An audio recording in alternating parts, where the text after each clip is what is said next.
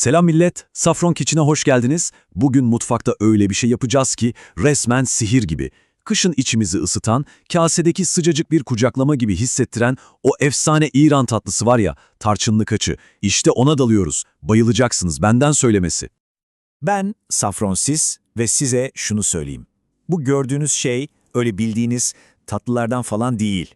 Bayağı farklı bir olay. Geleneksel bilgeliği alıp günümüzün yapay zeka tiyolarıyla birleştireceğiz ve bu tatlının bütün sırlarını çözeceğiz.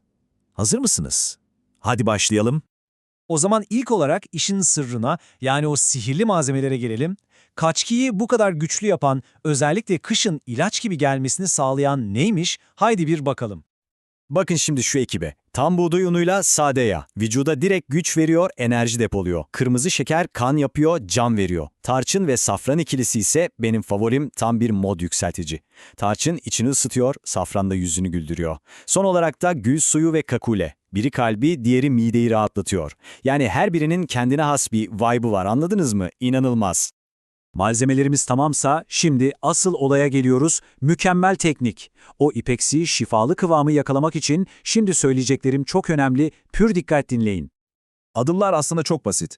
Unu kavur, yağ ekle ama işte püf noktası geliyor, ılık su. Ve onu da yavaş yavaş ekleyeceksiniz. O ipeksi parlak dokunun bütün sırrı, inanın bana, tamamen bu. Ve şimdi sakın yapmayın dediklerim, yüksek ateşte pişirmeyin, tadı acı olur, bütün emek boşa gider. Tarçını abartmayın, sonra çarpıntı falan yapar ve en önemlisi asla soğuk su kullanmayın, yoksa topak topak olur. Bu tüyolarla tatlınız bomba olacak. Tamam, nasıl yapılacağını anladık. Ama asıl soru şu. Bu tarif neden bu kadar etkili? Neden gerçekten işe yarıyor? Gelin şimdi antik bilgeliğin modern bilimle buluştuğu o efsanevi ana bir bakalım. Mesela tarçını ele alalım. Geleneksel tıp diyor ki vücudu ısıtır, soğukla savaşır. Modern bilim ne diyor? Kan şekerini düzenler, iltihabı azaltır. Fark ettiniz mi? Farklı dillerde konuşuyorlar ama aslında aynı şeyi söylüyorlar. Şifa. Gerçekten inanılmaz değil mi? Hem bu bilgi öyle yeni bir şey de değil, tam 1000 yıllık. Büyük alim İbn Sina ta 11. yüzyılda bu baharatları zayıflıktan kurtulmak için kullanın demiş. Düşünsenize, bildiğiniz tarihi bir reçete bu. Şimdi zamanla hızlıca ileri saralım. Modern bilim İbn Sina'yı rasmen onaylıyor. Bakın 2015'te yapılan bir çalışma tarçının kolesterolü ciddi şekilde düşürdüğünü kanıtlamış. Yüzyıllar önce söylenen bir şeyin bugün bilimle kanıtlanması, bu köprüye bayılıyorum.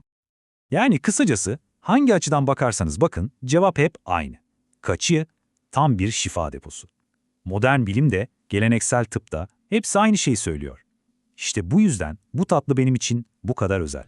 Peki, tüm bu farklı bilgileri birleştirmek için teknolojiden nasıl faydalanırız? İşte burada prompt mühendisliği devreye giriyor. Yani basically yapay zekaya doğru soruları sorup ondan bir uzman gibi cevaplar alma sanatı.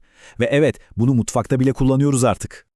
Mesela yapay zekaya tam olarak bunu sorabilirsiniz. Bu komutla kaçının hem modern besin değerini hem de geleneksel tıptaki yerini saniyeler içinde öğreniyorsunuz. Yani iki dünyayı birleştirmek işte bu kadar kolay. Mutfakta seviye atlamak resmen. İşte o sorunun bize verdiği cevaplardan biri, bir porsiyon kaçı yaklaşık 300 kalori. Yani hem çok besleyici hem de lezzetli, ama tabii her güzel şey gibi ölçüyü kaçırmamak lazım. Evet, bütün teoriyi öğrendik. Bu şifalı tatlının bütün sırlarını artık biliyorsunuz. O zaman şimdi top sizde.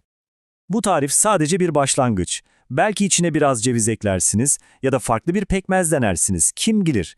Çok merak ediyorum. Sizin kaçınıza katacağınız o özel dokunuş ne olacak?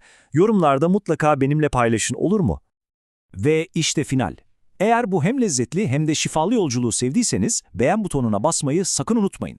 Daha fazla böyle İran lezzeti için Safron Kitchen'a abone olun ve yorumlarda kendi kaçı vibe'ınızı bizimle paylaşın. Bir sonraki lezzette görüşmek üzere.